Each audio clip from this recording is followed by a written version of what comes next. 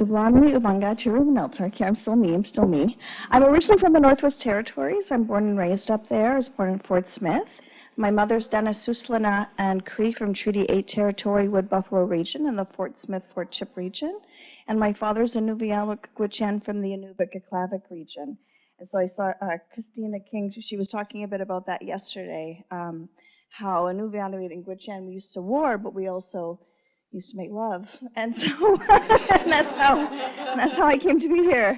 I'm primarily a theater maker, performing arts, but I also have a writing skill. I do playwriting and poetry, and so I'm really grateful and honored to be able to facilitate a really interesting conversation this morning with these three incredible writers. So I'm going to have them.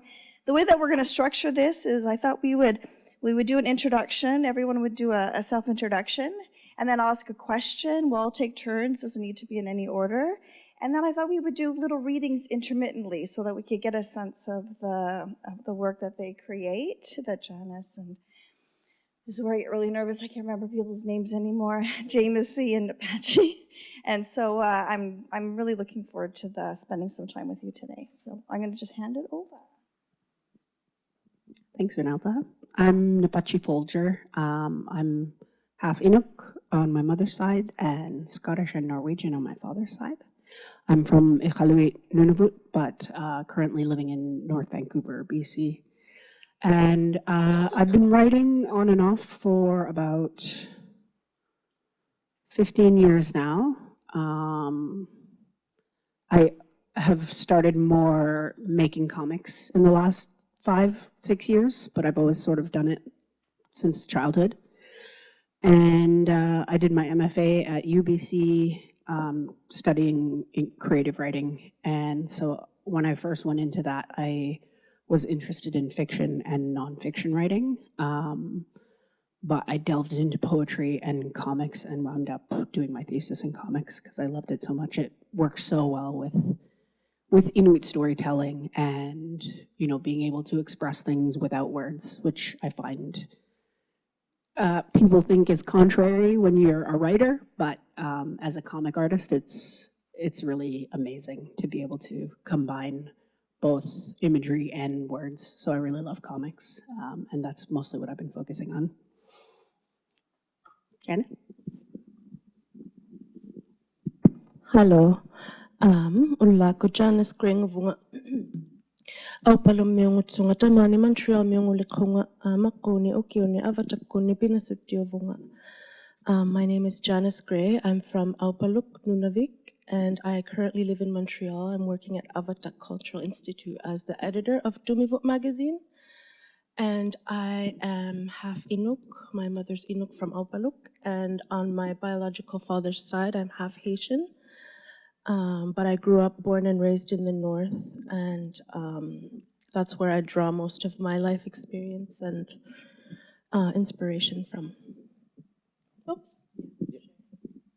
Thank you. Nakumi. Ulakut, everyone. Jamesie Uyunga, Titirao Tuyunga, Inulunga, Nunat Salmutao Yunga. So I'm an Inuk writer, I guess, obviously. We all are. It's fun. Yeah. And I'm from the Northwest Territories originally, actually, and I spent a lot of time working in Fort Smith as well, but I'm from Yellowknife originally. That's where my family's from. My mother, she's originally from Iqaluit and Mitimatalik in Pond Inlet. And so that's where I'm based out of Iqaluit right now. And I work with Inhabit Media and Taku Productions, doing writing books, poetry, and getting into screenwriting now as well. And I do a lot of teaching online too with Connected North. So some of the slides you see out there are some of the students' work that we do with different classes across the North and Canada. And yeah, I have a spooky book, a poetry book. There's a picture of a star-spangled Nanuluk up in there as well. We're working on a piece with the Montreal Science Center looking at climate change.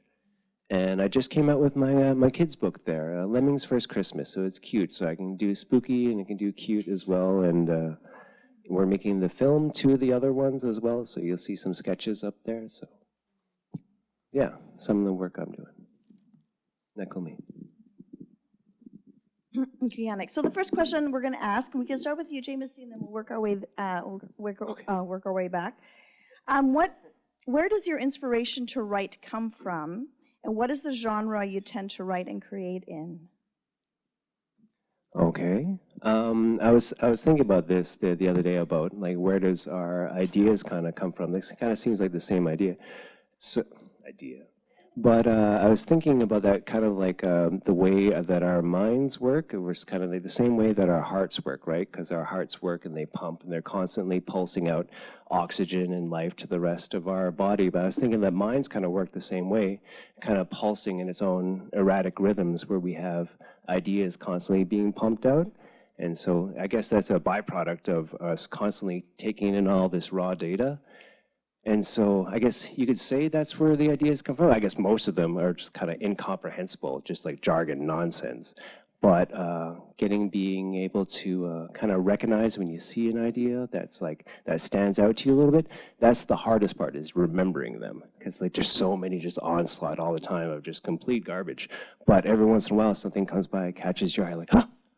And so trying to find ways to hold on to them, that's what I guess that's kind of where I find my inspiration, and going for walks, listening to music, fun stuff like that. And I take a lot of material, I guess, from some of the experiences I had, some of the stories that show up, like my spooky story that came from going out on the land and doing a fishing camp. And I think I wrote another spooky story too about when I'd gone to Pilavik in Iqaluit to start learning Inuktitut. I wrote a short story about going out seal hunting on the land, which is kind of some of those undead seals you'll see that kind of popping up on the thing. Was when we actually had gone out seal hunting, and we had shot a seal, and it kept on pulling us further and further out to sea. So my mind started really playing with that, like, why is it doing that? What is going on here? And of course, then my spooky brain took over, and we had fun with that. And so I guess you could say that's where inspiration comes from.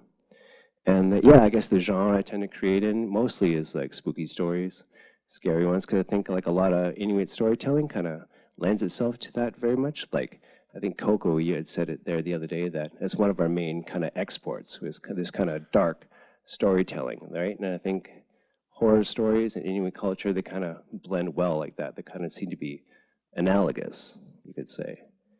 And poetry, I just like doing that because like little bits of information, little fragments of sentences, they really kind of stick out in your mind. So I try to hold on to those a little bit, and stories kind of form like crystals in a solution after that. Some of the conversations that I've had with, like, why are dark stories part of our cosmology? What is the value of that when it comes to like who we become as people, and what is the teachings that horror brings? And it's to regulate, I was told, it's to help children regulate their emotions in harsh environments, to help calm themselves so that when they are in a situation that is sort of dire, that they have a capacity to still think clearly through those moments. And so I really value Inuit horror, First Nations horror, because of the teachings that it brings to our children. And I know sometimes the conversation is, like, why are these stories too scary for children? And it's actually, no, they're teaching tools for our children so that they can navigate. So it's wonderful that you kind of bring that back in this contemporary way. And I had the privilege to mentor Jamesie last year with the Audible. So I'm one of the mentors for the Indigenous Writers Circle for Audible. I've been doing it for about 3 years. So if you do want mentorship, or you want to commit to 6 months of like really continuous writing, like the Indigenous Writers Circle at Audible is really fantastic. And there's about 7 of us that mentor. And Jamesie, we would meet every 3 weeks, and just the incredible creativity that you bring, like that you just have within you. So walking, being inspired by is really good ideas to know how to capture those stories along the way. So thank you for sharing. Janice? Oh yeah, I got the floor. The question was inspiration and genres. Yeah. When I was born, I was the first grandchild, biological grandchild to my grandmother. So she took me and raised me until she passed away. And then I went back to my parents really full time around age 7. But when you are growing up around elders and living with elders, people are telling stories to each other every day. Say my grandfather would go fishing, he would come back and he would just be recounting. In Inuit we say unnisio, which is to deliver the news or updates, or unnilok, which is to deliver bad news. But around me, stories were being told every day, even if it was like legends and myths or Bible stories.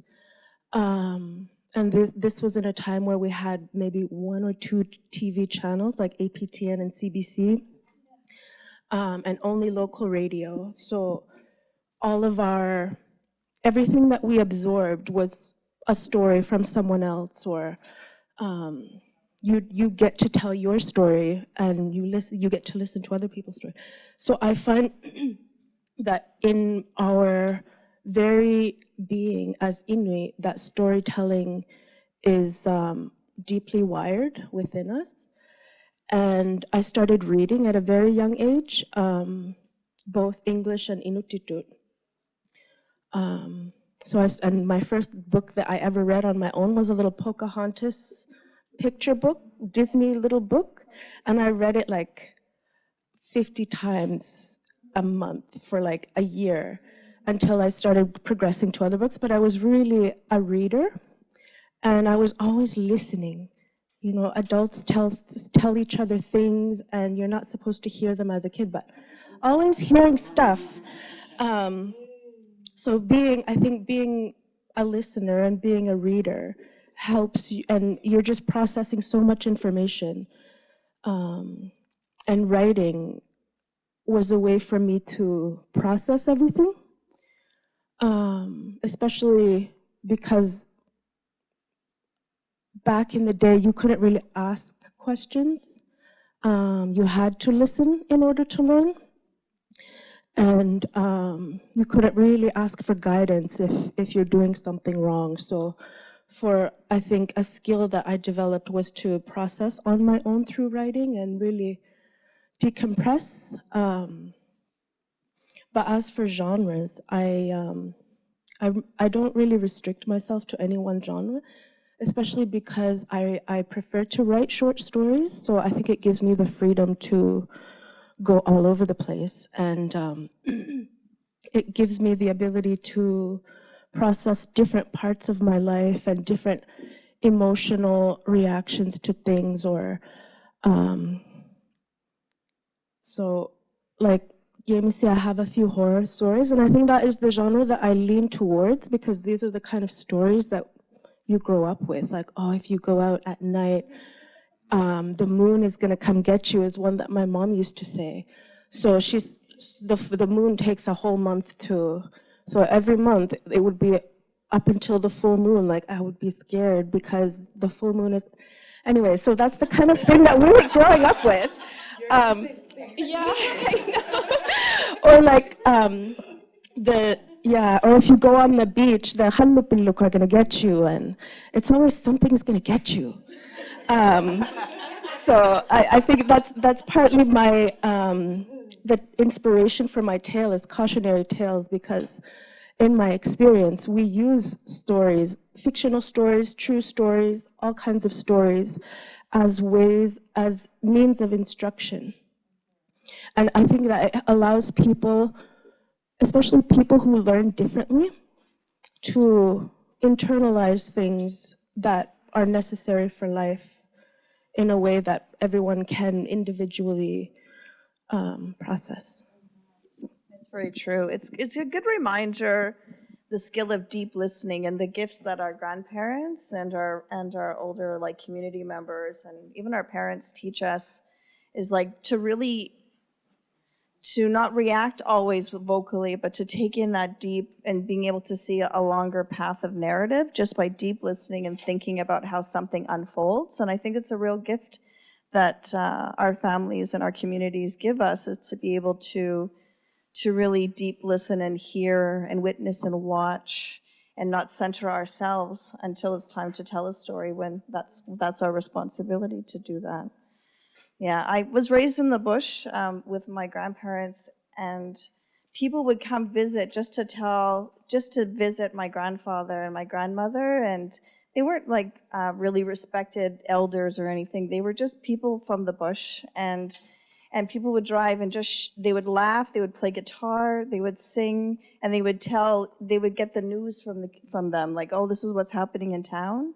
And I always really valued listening to those, and I think that I tend to write plays, so it's conversations and stories and telling, and I think that's how we find our way through sharing. So thank you. Thank you. That really resonated with me about your grandmother. My Ananacha was a big influence on me as well. So was my father, actually. So I mostly grew up with my father, but he was white and didn't speak really strong Inuktitut. So the rare times that my mother was there or was not there when my dad and I were at my grandmother's house, I would translate for her because she didn't speak English. And my dad used to tell me when I was a kid, like 2 or 3, she would speak Inuktitut, and sometimes she was very funny. So sometimes she would tell a joke, and I would laugh and then translate for him.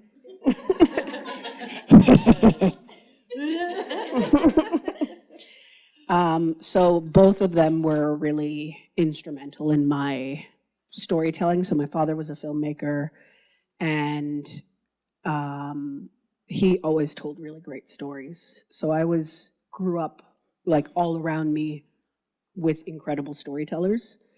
And my inspiration really, it's dependent on my genre. So the first published work that I ever wrote was a children's book based on growing up in Apex in Niahungut, just outside of Iqaluit. So that was really like basically my childhood. So when you first start writing, a lot of the time you're inspired by life, even if it's fiction. And I found that really challenging, actually. It was something that I'd never heard before, was writing about childhood, like, even though it's fairly light, can be really challenging for me because I had a really tumultuous childhood. My life wasn't always safe. So putting myself back into the mindset of being like a 6-year-old and a 10-year-old made me really anxious and nervous. So it was really an interesting experience to be like an adult who had control of my own anxiety and my fear and stuff, and putting myself into that vulnerable space of being a child again, where you have no control of anything. So I don't do a lot of children's writing anymore because of that experience, even though you don't put the trauma into your stories. Just putting yourself into that mindset has been a challenge for me, so I kind of avoid it. And since then, I've written mostly adult short fiction, short stories, also inspired by life, usually my life in the North. Like, I don't write a lot of short stories anymore, and most of them are not based in the South or anything, so it's sort of life in Iqaluit.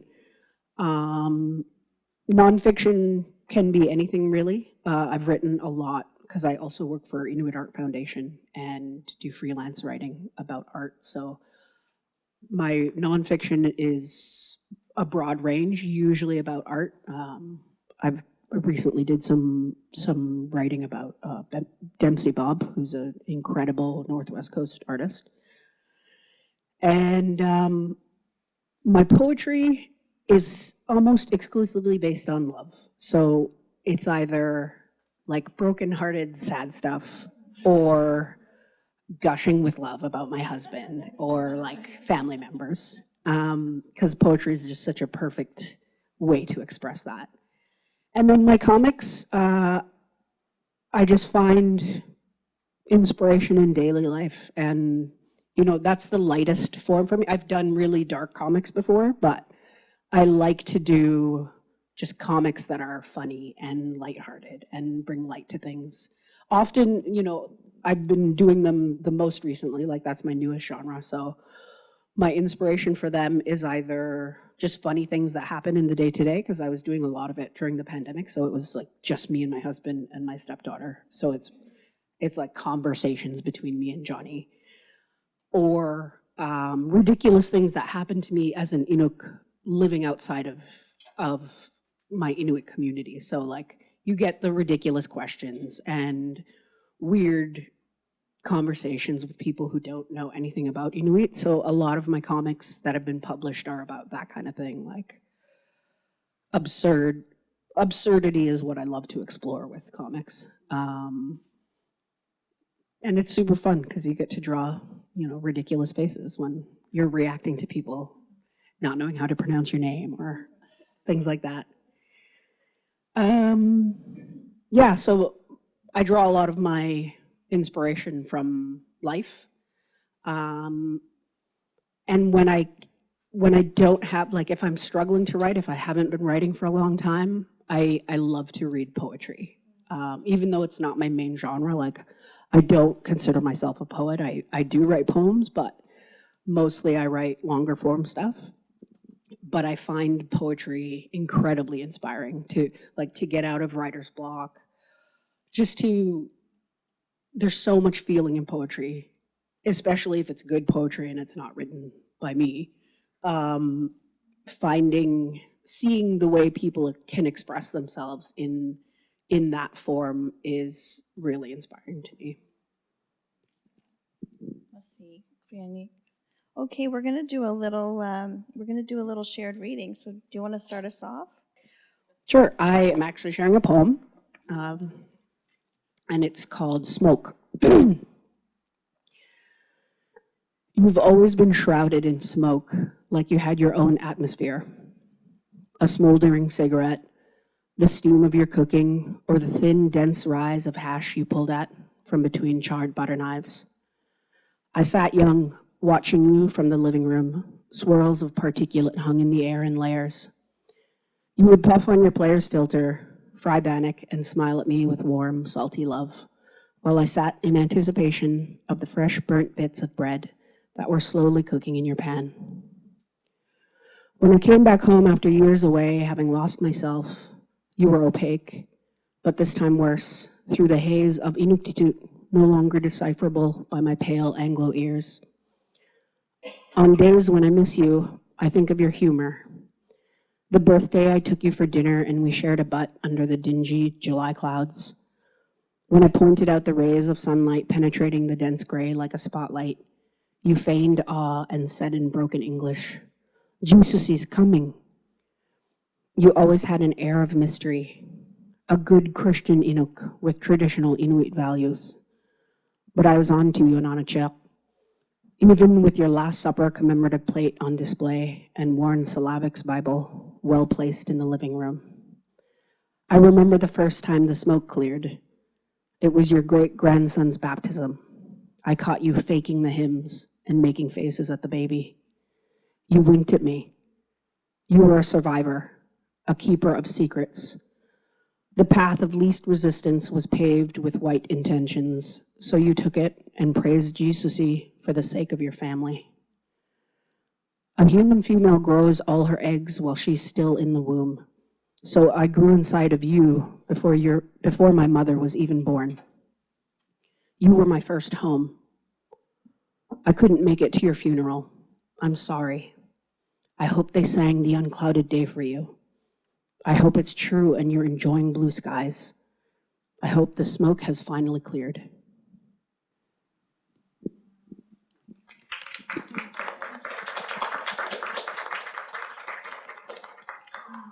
Oh, that's beautiful. Oh my gosh.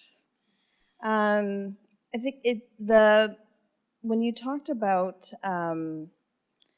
having to find ways to navigate your own lived experience into your writing, I think that I say this often as an artist, but I felt like writing is like it heals elements of ourselves that we experienced or that we witnessed, and that it's a safe way to kind of navigate our own sense of understanding.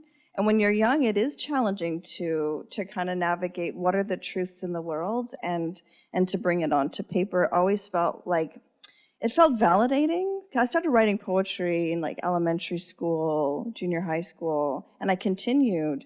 And it wasn't like you say, it's not very good. I mean, that poem was stunning. Like, let's be real, okay?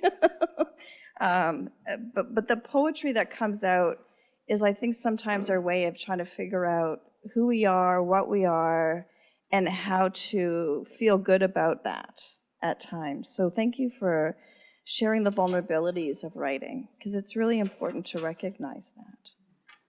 Okay, so question 2. What sort of challenges do you have with writing creatively? How do you overcome it? And what or where are your favorite places to write? And I'll start with you, Janice. I think the challenge is just starting, just opening the laptop, opening a notebook. Once you get started writing, it's easy to get on a roll. But if my laptop is in the case, I don't want to open the laptop case. I don't want to enter my password. Like for me, because I have ADHD. So those are the things that are really challenging for me.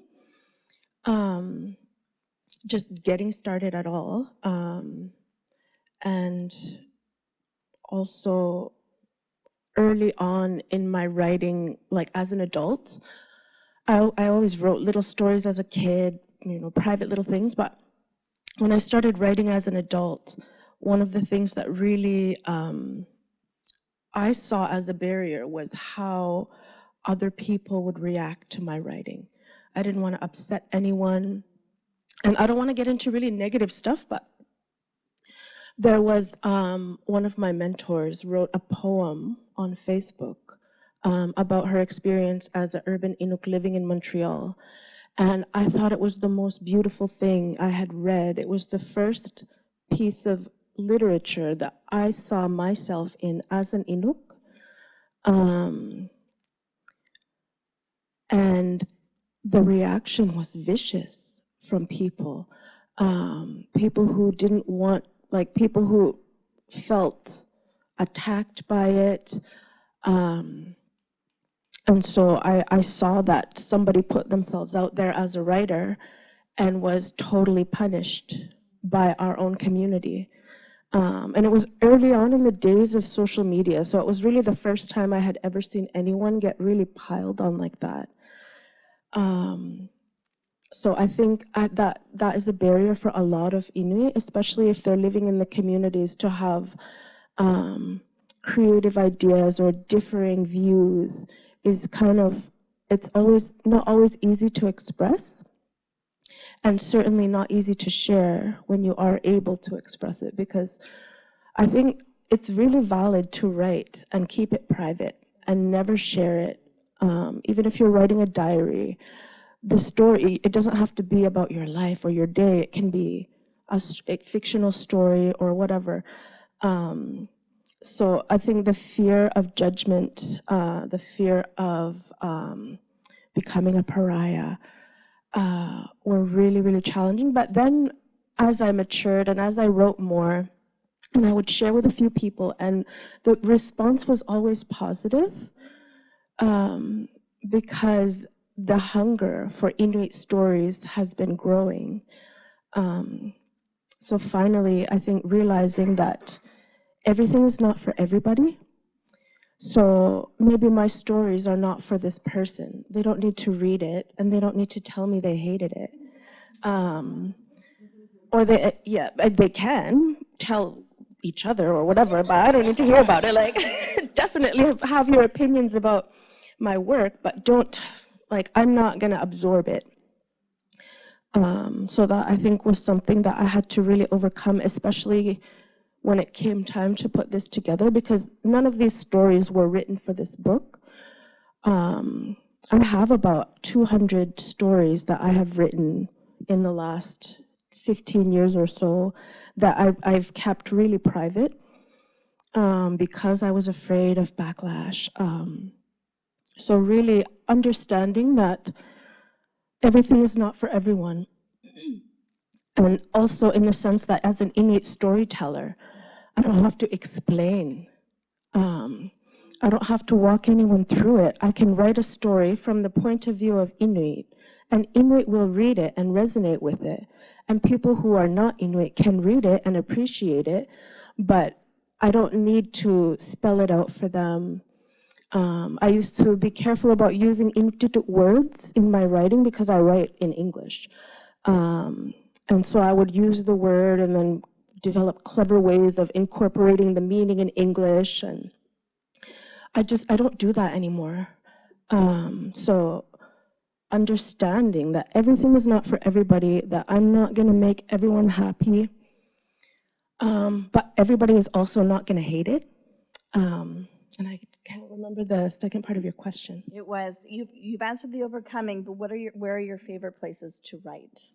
I like to write in bed, and usually in hotels, because then I have nothing to worry about, no dishes in the sink to whatever. But if I'm at home, sometimes I write, and it's like I force myself to open the computer, but in bed, hunched over, covered in blankets, and then just zone out for hours. Yeah. I think a lot of people write in public, but it's not something I was ever able to do. I prefer to be alone in the space when I'm writing. Like even in the house, I don't like to have other people around. So yeah, writing isn't a beautiful aesthetic activity. Like It's really not. That's so no, true. literally. With snacks, lots of snacks. And crumbs. Yeah. It's true. I mean, it is important to think about. I mean, I think sometimes thinking about your audience can hinder your creative flow. So if you think about like who are you writing for, and you write for yourself, you write for your community, you write for people outside of your community. I mean, for Inuit Art Quarterly, you write for a certain audience as well. And I think if we thought about who we were writing for at times, it could actually not help. So it's wonderful that you've found your way through that and is like, I'm writing for me. I'm not explaining my language. I'm just having my language as part of my creative process. That's a huge block that just gets totally lifted. Napatsi? Challenges, a lot of the same as you, and just building on, building on that sort of lateral violence, that fear of other Inuit being upset about what you're writing has been a real challenge for me. When I first started writing adult short fiction, I was writing a lot of stories that related to trauma in a way that I wanted people to see it in a realistic way, to show like what's actually going on in our communities. So I wrote this one short story that was related to child abuse, but like from the perspective of the kids. So you didn't actually know what was going on. Like you could infer what was going on, but without like explicit detail. So I'd written it, I didn't publish it anywhere. And then I had a conversation with a friend a few years later. And basically what I had written was exactly what she had gone through. And so I got really freaked out because I didn't ever want anyone to think that I was like exploiting their stories for my writing. And so it's a really challenging thing to go through, writing stories about Inuit, because so many of us have gone through very similar things. And you don't want to be like, you told me the story and I wrote it, so this is about you, and feel like you're alienating people. So I've really moved away from writing short fiction like that because it really freaked me out. So I've been doing a lot more comics. I mean, I still want to publish stories like that because I feel it's important, but being careful about, you know, if you're writing about your family or your own personal life, being cognizant that your family might be affected by that. Like, even when I wrote my children's book, there was nothing traumatic in it. Like, the parents break up, but it's not like a volatile story. It's for 10-year-olds. But I didn't realize how emotional that would be for my siblings. And I talked about it with my brother after it was published, and he didn't want to read it because he didn't want to see members of our family who had been bad to us being depicted as positive in the story. Like, they weren't bad and it wasn't traumatic to read the book, but he didn't want to see these people as characters, as like positive characters, because they were so abusive in our real life. So realizing like how affected relationships you have with people are is a real challenge that I hadn't thought about at all until it came up afterwards. So, you know, being mindful of that is really important as a writer, especially if you're from a small community. And other challenges, I guess, in a more technical way, is getting the motivation to write. Like, I also have ADHD, and so just getting up to be like, oh, I have to write. And the way I write the most successfully is all at once. So if I don't have 5 hours free, I'm like, okay, I don't want to just write in a journal for 5 minutes every day. So that's a real challenge. I mean, I do it as much as I can, but my brain is always like, oh, do you want to write? Do you have 8 free hours? So that's one of the biggest challenges for me. And similar to you, my favorite place to write is at home by myself, usually in the dark, just because I like it to be quiet and to have nobody around as well. So I like doing it in the middle of the night because it feels like the world is sleeping and you have it all to yourself. So you just are able to do what you do by yourself, in the dark. Jamesie? There we go. So, what sort of challenges we face during writing? I think like we echo a lot of what you guys said, like finding the motivation and the time and the space, because a lot of times you feel like we have a lot of inertia. So overcoming that, like, I gotta go and open up the laptop and gotta go sit over there and there's dishes and crap. But that's being able to overcome that, and then working through that, and after a while kind of get the gears running, like, oh no, this is actually something I really enjoy, and then a bunch of hours fly by. So being able to do something like that, I realize, like, trying to overcome that because a lot of times you want the ideal circumstances where it's like the right time of night, or lately writing during the evenings, maybe at the kitchen table or something like that, somewhere where my posture isn't like too screwed up, because I'm going to be there for a while and eventually my hand's going to be hurting. So, and I've been trying to write by hand for some of my stories, because something we learned in the Audible mentorship is like being in creating mode versus being in editing mode.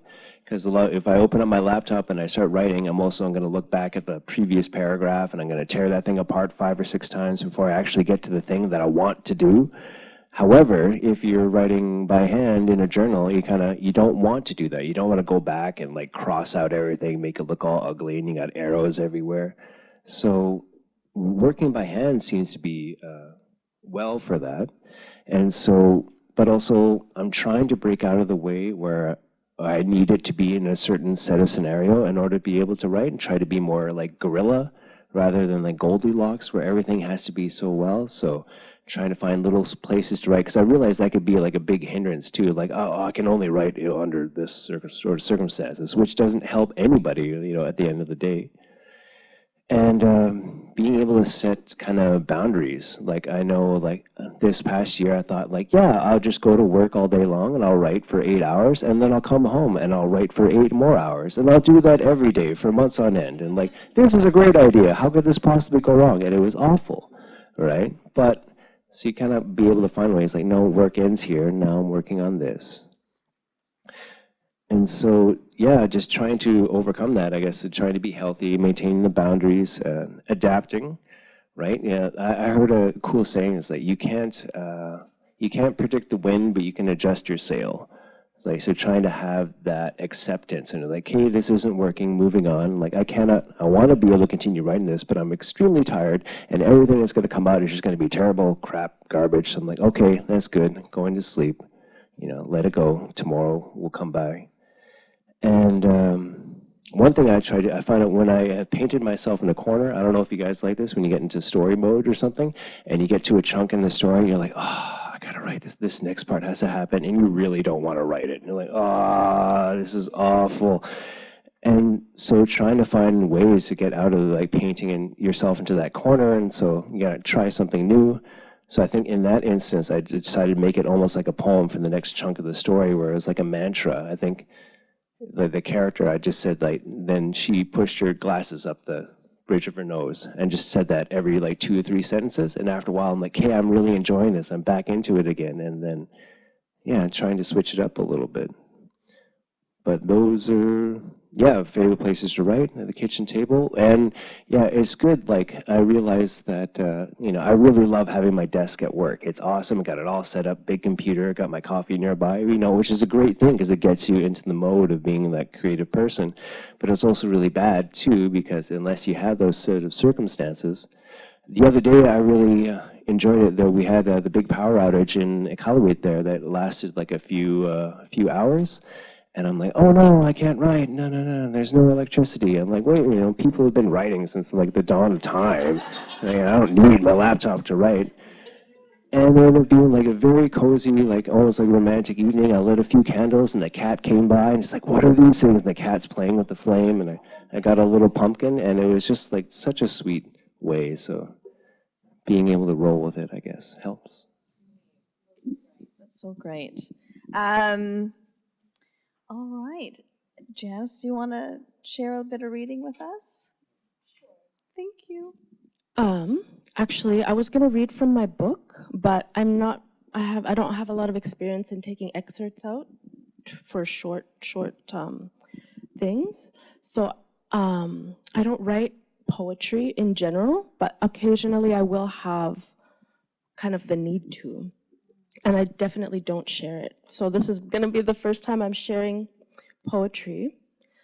And I think Maggie from my hometown, my cousin, is gonna know exactly what I'm saying here. So I'm kind of really proud to share this right now. So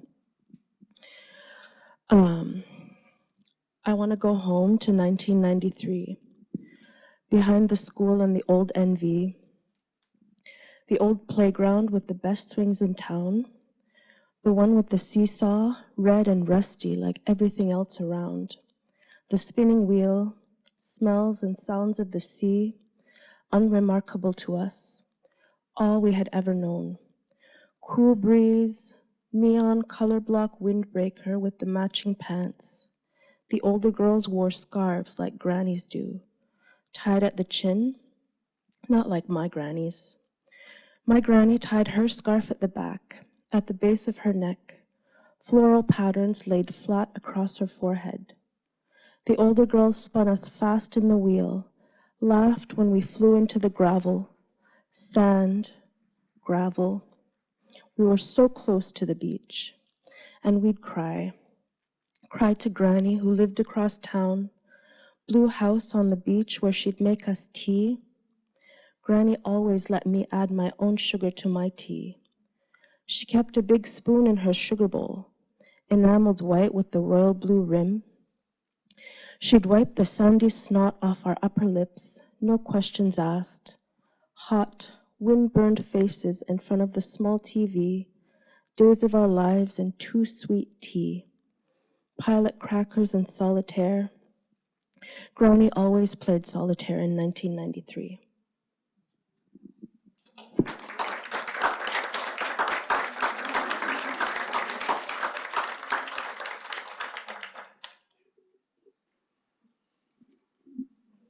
Oh, that was so strong.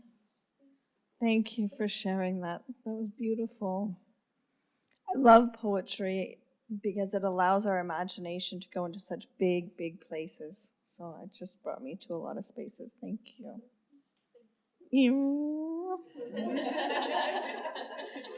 I'm just conscious of time, and the last question's pretty. We can end it easily that way, but I think Jamesie, if you're okay, we just jump into your reading, and then I'll ask the last question, if that works for you. My own microphone. I was like, yeah, just pass the microphone down. I'll do it. So I guess I can read this poem there. Some of you may have the handout nearby you there. I'll take a couple moments to explain about that. As I work with Connected North, so I teach lessons online with students from different communities all across the Arctic. And so one of the things I do is this poem called Ravens, and this is something I wrote down the other day. And so, but like you can see in one of the slides there, we do kind of a blackout poetry thing where students are able to go and like cross out words and circle others that stand out to them. And that way it gets them working with vocabulary and with language and in a way that's non-intrusive, so they don't feel like they have to create poetry like right on the spot, right? This is actually my words, so they have total free will to cross out the whole thing if they like. And so, and that's why a bunch of the coloring things too, because I always like to doodle and color whenever I have to listen to a lesson.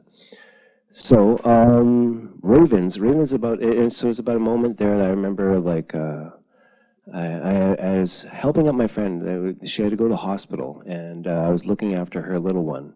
And so kind of in that moment, it kind of stuck out to me because the child is just so young, right? Doesn't really understand what is happening. And so kind of being in that moment where kind of things are happening and that bit of misunderstanding, and I show students how that kind of stuck out to me, and that poetry is a good vehicle to be able to process those emotions and kind of be able to put them on page and be able to understand them a little bit and maybe come to terms with it and maybe some healing. So anyways, ravens.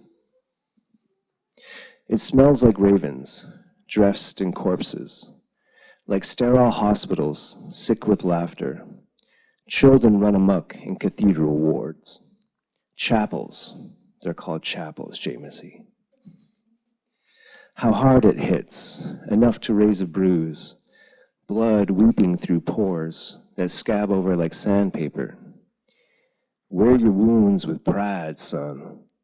Marvel at their complexity. Like fish in frozen water, your Slavivan age. Like satellite dishes praying to distant galaxies, that the comfort stolen from us and replaced with intolerable burden will return in the morning sun. Oh, how the weather changes when we steal from the grave. So that's it.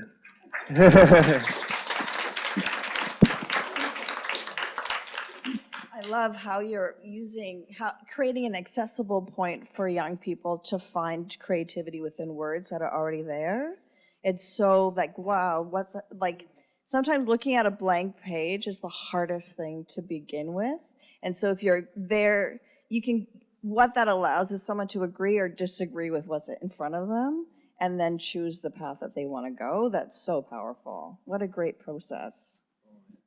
One unfinished moment is that one of the slides you'll see is that one of the students had taken this poem, and the second stanza, they had changed it to how hard it is to raise a son. And I was like, oh my God, like, I never in a million years would have seen that. And so this student showed up like, Jesus. And so it's just some of the amazing things that come out of stuff like this is just really cool. Yeah, that's powerful. Okay, so I'll start down the line, and then I think we have a little bit of space for Q&A if anyone's interested. So we'll start with Jamesie, we'll end with Napatsi, or no, we'll start with Napatsi and with Jamesie. I don't know. We'll just figure one way. You're there. You have them. Well, whatever. What writing are you currently working on, And who are you being published by? We'll start with you, and then we'll work our way this way. So currently working on, I guess I'm working on a meta horror. So this is kind of fun, like, good for the ego, where I'm basically writing about myself, where I have my creepy Kalupilok, that he's kind of stalking me as the author in real life, which, Reneltta, you've helped me work on that story, and yeah, it's coming along. It's fun. Yeah. And so I write with primarily with Inhabit Media right now, so I'm working on that. It's part of a short story collection. And the Montreal Science Center, that's coming along well. We're almost getting towards the end of that, looking at climate change with working through children in kind of an open world kind of game quest concept. So that's fun. We're working on the film for the other ones, and there's a dystopian retrofuturism, and kind of been workshopping a bit. And yeah, Inhabit, and I have a piece with the McMichael University. I don't know if Emily's here. She was here. But the McMichael of that, and another one at the Carleton University Art Gallery, another article. So it's been really great being able to write about Inuit artists and kind of exploring that kind of history of printmaking and art that we have and what it means to the rest of us. Yeah. In my day job, I'm the editor of Tumivut magazine, and I picked that up again. I was the editor about 12 years ago, and then I went back up north, and then now that I'm in the city again, I've picked it up again, and it's really what I'm working on. Like Jamesie said, it's kind of hard to have a day job as a writer and then go home and do creative writing. So I'm in that space right now, but I do have I have like 10 things on the go right now. But the one I'm really, really into personally of my stories is, I don't know, Canadians, Nunavimeo and Nunavumeo will know what I'm talking about. But you know those little Inuit books that we used to have in the schools, like the one Bring Back My Bone? The story about the little girl who goes harvesting at a cemetery, and she finds a bone and she takes it home, and it's haunting her every night, telling her to bring back my bone, talking to her. And again, another scary story for kindergarten kids. But that one was one of my favorite books because it was like lavender color. The main character was a little lady, cute little, like, I loved it. And when I went back at Avatak, it was in the library, and I read it. This summer, when I didn't have much to do, I started reading Inuit books on Instagram. So I read that one, or I think it was that one, and it created this huge interest from like parents and stuff. So I started reading those books, but really that one, I kept going back to it, even on my own, just reading it over and over again, like as an adult. So now I have on the go a grown-up version of that, which is one of the things that we're working on at Avatak, that Isabel and Natasha and everyone that we work with, we have archaeologists. When people would go up north, white people, halunat, they often, much more frequently than you can imagine, would either rob graves of their possessions or take human bones, human remains out of ancient graves. So one of the things that we do at Avatak is repatriating those. And a lot of the time they've been sitting in someone's garage or in their office shelf since the 60s or 50s or whatever. And then the person dies and the family is going through these things. So we have kind of established a way to intake those and then return them to their community of origin if it can be identified. But the story that I'm working on right now is really, it melds these two realities. The fact that so many of our ancestors are out in the world, undignified, desecrated, and also I just want to acknowledge, like, the museums are full of these things, and have been for generations, and only recently are Inuit entering into these spaces and curation spaces and conservation spaces. And it's comforting for me to know that our ancestors and our belongings are in the company of our people, of our descendants. So I think that, yeah, I'm really excited for that one. But as far as publishing, I don't have plans to publish personally. I'm going to do 4 editions of Tumivut next year. And Tumivut is in 3 languages, Inuit, English, and French.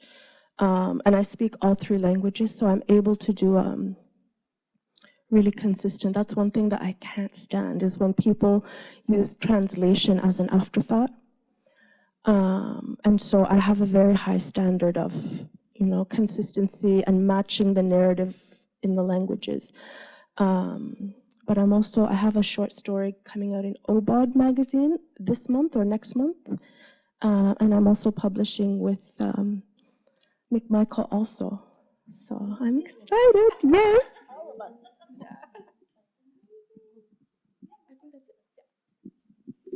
I'm also publishing with McMichael.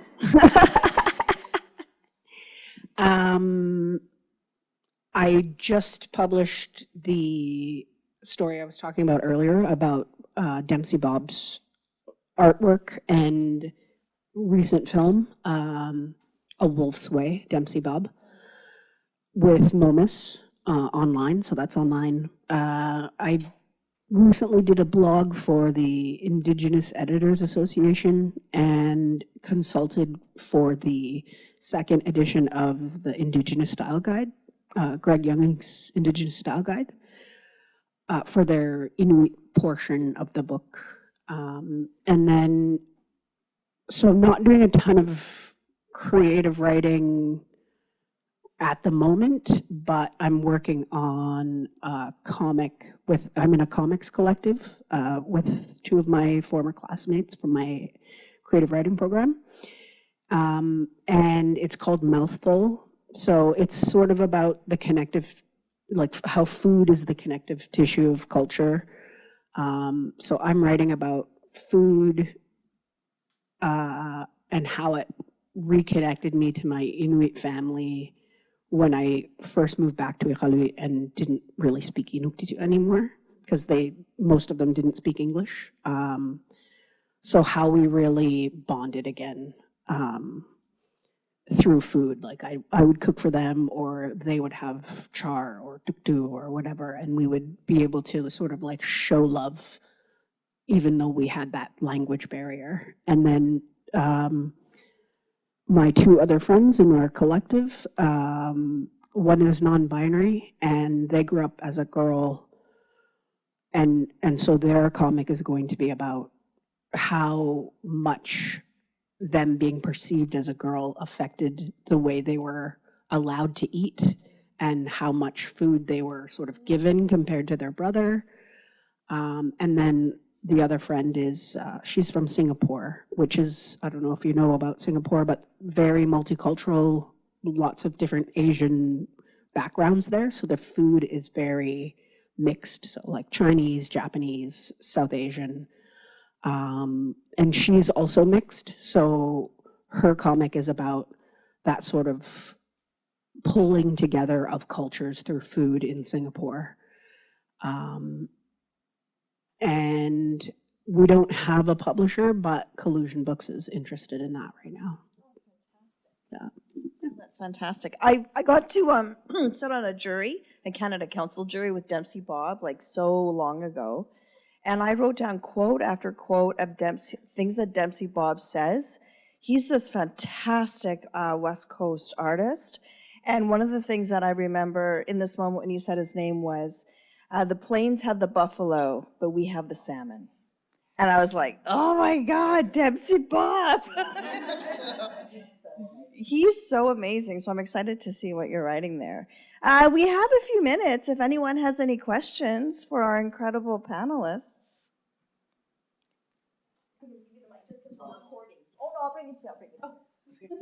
I think I had a lot of questions, but they were really answered throughout the session. Thank you guys so much. I really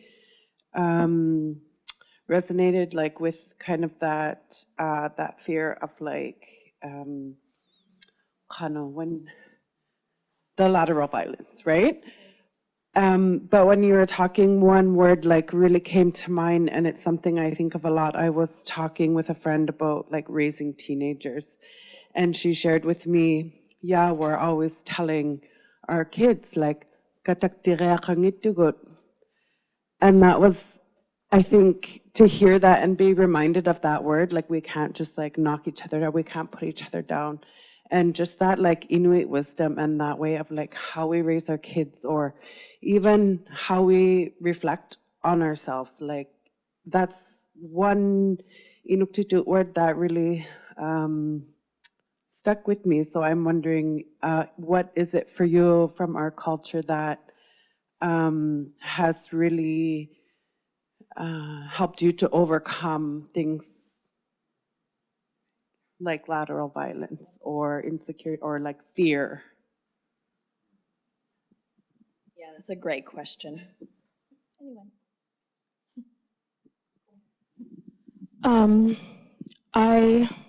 I grew up with my grandparents, and in those days there wasn't in my region we have a word sitna, which means to defend someone at all costs. So when I was growing up, even if something wasn't my fault, nobody would come to my defense. And the thing my grandma would always say is, don't be near them, then don't be near them. So it's hard when you live in a small community to avoid certain people or avoid certain ideas.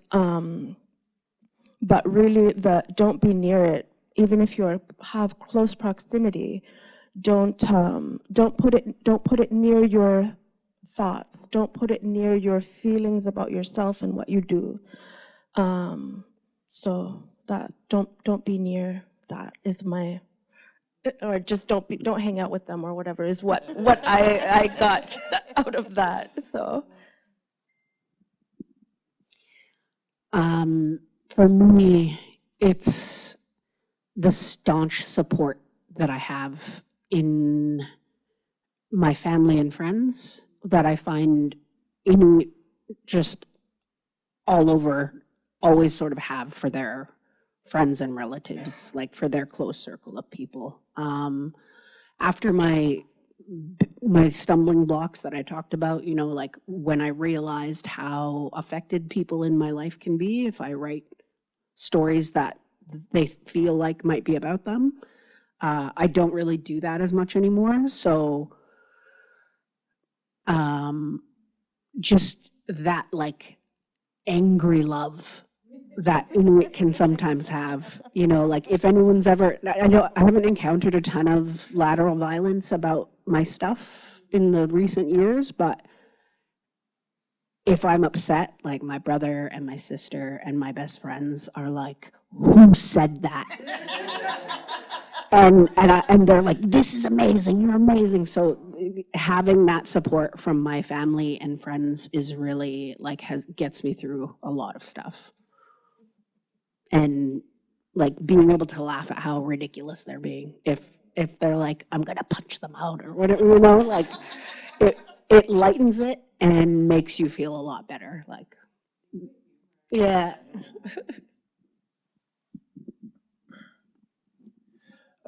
I think like with stories, like feeling that fear of kind of judgment a little bit. I know like when I first moved to Iqaluit to start learning Inuktitut at Pilavik, which I went with Vanessa in the back there. She was one of our classmates there, and her brother there. We called him One Shot because when we went out seal hunting, he got it, bam, one shot. But so having that, like, you know, kind of where do I, looking for that sense of belonging, right? And I feel like, you know, writing stories from an Inuit perspective, I always felt like, you know, what right do I have to be able to do something like this? But I found that through creative writing, you know, that gave me that sense of kind of belonging that I was looking for, and kind of culturally, spiritually, and being able to kind of identify with these stories was a lot of fun. It still is. It's amazing, and I think what helps is being able to kind of utilize that and kind of pass it on. there's a sign in there that we can only keep what we have by giving it away. And so that's what I like to being able to teach. And actually this kind of ties in with one of the slides there you see where, with the handout, we talk about horror stories.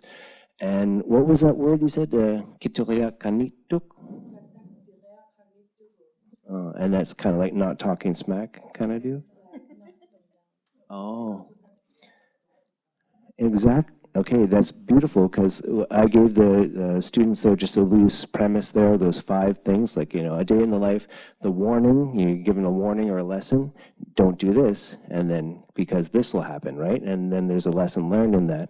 And so one of the students said that exact same thing. It was a student in Qinnirajaattuq, and the warning was don't talk bad to people because it will come back to you, right? And so the taboo is broken. So he's saying that in his normal day, you know, he's going out playing basketball, and then he started, you know, talking smack to someone else. And it said it comes back to him tenfold. And this is where I feel like I kind of felt I should have asked him to expand on that. Like, so what bad's going to happen? What is the consequences actually? Because I want to hear that, right? And it was just so amazing. A lot of the stories that come out kind of along those same lines there, and they're freaky and they're scary, and just so being able to share in that a little bit kind of alleviates that kind of pain, I guess. That was fantastic. So thank you so much for joining us today. And let's give our hands to our incredible panelists and all that they shared.